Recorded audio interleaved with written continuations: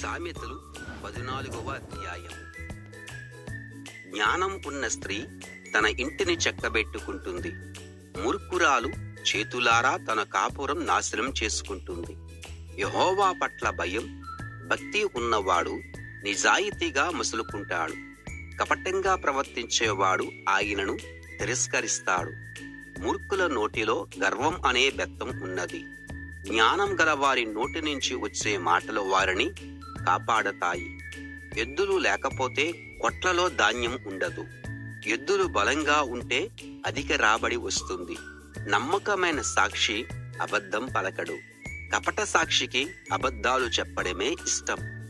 బుద్ధిహీనుడు జ్ఞానం కోసం వెదికినా అది దొరకదు. తెలివిగలవాడు తేలికగా జ్ఞానం పొందుతాడు. బుద్ధిహీనుడి దగ్గర మంచి మాటలు ఏమీ దొరకవు కనుక వాడితో స్నేహం చేయవద్దు. వివేకం ఉన్నవారు తమ ప్రవర్తన విషయంలో జ్ఞానము కలిగి జాగ్రత్తగా ప్రవర్తిస్తారు. బుద్ధి లేనివారు తమ మూర్ఖత్వంతో మోసపూరిత కార్యాలు జరిగిస్తారు. మూర్ఖులు చేసే అపరాధ పరిహార బలి వారిని ఎగతాళి చేస్తుంది. యథార్థవంతులు ఒకరి పట్ల ఒకరు దయ కలిగి ఉంటారు. ఎవడి హృదయంలో ఉండే దుఃఖం వాడికే తెలుస్తుంది. ఒకడి సంతోషంలో బయటి వ్యక్తి పాలు పొందలేడు.